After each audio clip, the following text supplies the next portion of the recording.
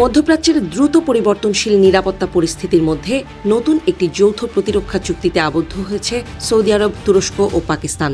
2026 সালের 7 অগস্ট পবিত্র মক্কায় যৌথ প্রতিরক্ষা চুক্তি স্বাক্ষর করেন তিন দেশের নেতারা। চুক্তির সবচেয়ে গুরুত্বপূর্ণ বিষয় হল তিন দেশের যে কোনো একটির উপর সশস্ত্র হামলাকে তিন দেশের উপর হামলা হিসেবে বিবেচনা করা হবে।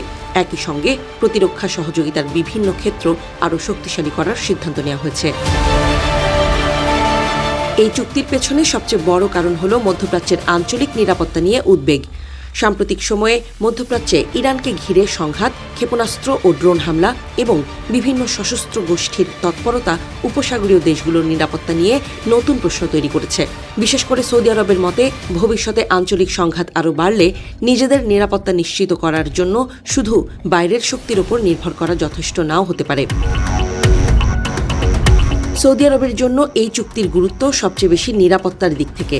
দেশটি মধ্যপ্রাচ্যের অন্যতম গুরুত্বপূর্ণ অর্থনৈতিক ও জ্বালানি শক্তি। তেল স্থাপনা, গুরুত্বপূর্ণ বন্দর ও বাণিজ্যিক অবকাঠামো রক্ষার জন্য শক্তিশালী প্রতিরক্ষা ব্যবস্থা প্রয়োজন।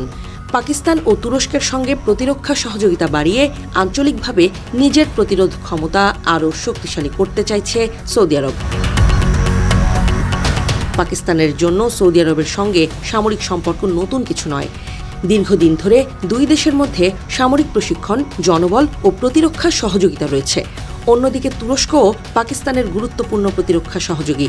ফলে এই চুক্তির মাধ্যমে পাকিস্তান একদিকে সৌদি আরবের সঙ্গে সম্পর্ক আরও গভীর করছে, অন্যদিকে তুরস্কের সঙ্গেও সামরিক সহযোগিতাকে একটি নতুন কাঠামোর মধ্যে আনছে।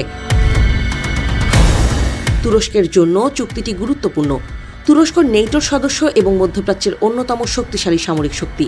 সৌদি আরবের অর্থনৈতিক সক্ষমতা, তুরস্কের সামরিক ও প্রযুক্তিগত সক্ষমতা এবং পাকিস্তানের সামরিক অভিজ্ঞতা, এই তিন দেশের শক্তি একসঙ্গে কাজ করলে একটি উল্লেখযোগ্য আঞ্চলিক প্রতিরক্ষা কাঠামো তৈরি হতে পারে।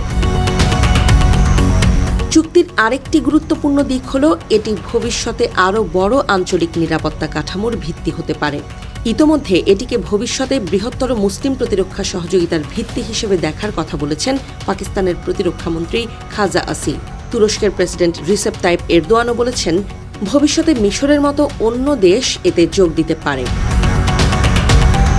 বিশেষজ্ঞরা বলছেন, মক্কা যৌথ প্রতিরক্ষা চুক্তি শুধু তিন দেশের সামরিক সহযোগিতা নয়, এটি মধ্যপ্রাচ্যে নিরাপত্তা ব্যবস্থার পরিবর্তনের একটি গুরুত্বপূর্ণ ইঙ্গিত।